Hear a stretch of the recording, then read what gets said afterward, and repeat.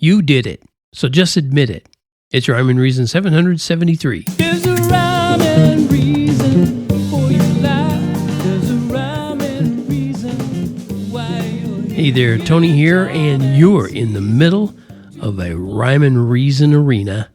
Rhyme and reason. Things are reasonable here in this world, and things rhyme because I make them do that. That's just what I do. I'm a poet and do know it.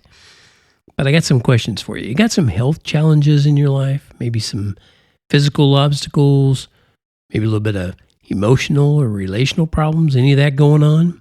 I mean, let's not forget about your mental well-being. Have you discovered maybe you're not as young as you used to be? And wouldn't you like to know why bad things happen to good people?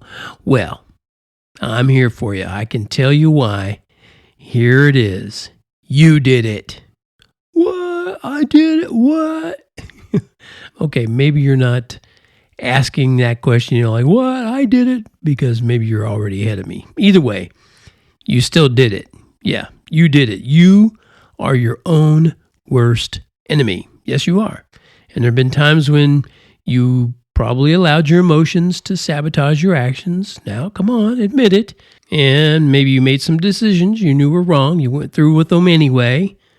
Well, don't worry, I don't condemn you for it for a couple of reasons. One, I don't have the authority to condemn you. And two, it would be somewhat hypocritical of me. Yeah, I admit it, because I've done those kinds of things too. So has everyone else, whether they admit it or not. So, yeah, I've been and continue to be my own worst enemy too. Less than I used to be, thank God.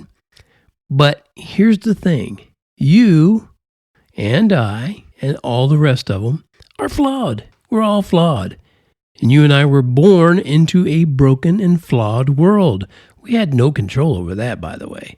So you and I, yeah, we're going to make some mistakes. And we're going to make some bad choices. And I know that kind of sounds dark and hopeless and gloomy. But the silver lining to this dark gray cloud is that we have a living, loving Creator. In fact, He loves us so much, He wants us to live forever. So He made a way to be sure that can happen, in spite of all our ongoing worst intentions. And when I say He made a way, He made the way with a capital W. But here's another but.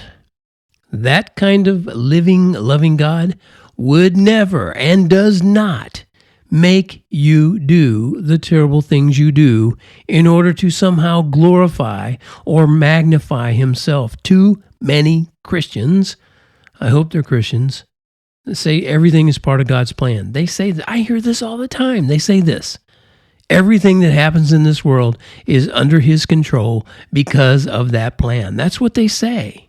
That's ignorant at best. And it's despicable if it's left unchecked, because it means anyone who perpetuates that lie is either ignorant of what the Bible actually says, or they just don't care what it says.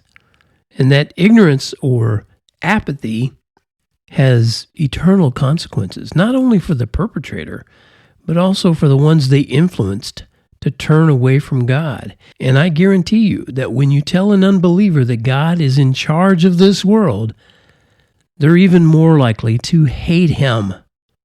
Yeah, it's weird. It's not weird. And I can't say I blame them, because what kind of God would tell us not to do evil that good might come of it, and yet instill it in all of us and instill that evil in this world? I mean, what kind of a God would do that? That would be a God with a little g, made in man's image. Yeah, that kind might do it, but not the God with a capital G, not that God of the Bible. No, the responsibility for all the evil in the world is your fault. You did it. Well, to be fair, you and every one of the rest of us. But take responsibility, okay? I do. I add and have added to the evil that's in this world. I have, by sinning. That's That's what it is. That's how it works. Thankfully, the living, loving creator of the universe did make a plan to save us from ourselves. And he made himself accessible to anyone who's willing to take responsibility for his or her own actions.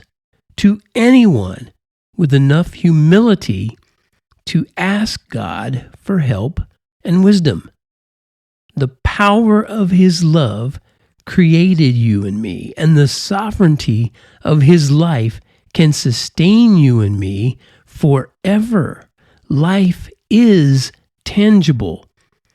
It's the self-realization force that originates from God, the uncaused first cause, the one who breathed his life into the first man and woman. He is the Alpha and the Omega. He is the first and the last word. Keep a bolt of lightning in your brain and a jar of honey in your heart. Let love be the last word from your lips, whether you're together or apart. Lightning is your passion over pain. Honey is your holy hope within. Send those feelings through your fingertips, and remember, always let love win. Okay, that does it for this episode of Rhyme and Reason. There was a little rhyme there to end up, and I hope you found it reasonable that I shared this kind of word with you. I hope that it isn't directed right at you, the planning part, God's plan part. I hope that's not directed at you. Maybe you know someone who's doing that, and you can tell them, hey, Tony said to shut up. Maybe you can tell them that, okay? Tell them, I said, shut up that stuff, okay? If you're listening to this and you think Tony shouldn't be telling other Christians to shut up about God's plan, well, let me know about that, okay? I'd like to see why you think that, or maybe you have something in the Bible that proves me wrong. I would love to. Well, I wouldn't love to hear that because I don't want to be wrong, but I would certainly welcome that information. Okay, I gotta tune out now. Thank you so much for tuning in to the Rhyme and Reason podcast, brought to you as always by TonyFunderburk.com, where you can go over there and get yourself some real cool merch, or there's a place where you can, links at in every one of my posts and probably in the show notes to this episode, where you can download some really cool digital Bible tools from Logos, however you want to say it. It's a great service. It's where I get my digital Bible. You can also get books that I've written for kids, songbooks and journals and all kinds of cool stuff. Anyway, that's enough selling. Thank you so much once again. And as always, remember, life has rhyme and reason because God made you. There's a rhyme and reason for your life. There's a rhyme and reason why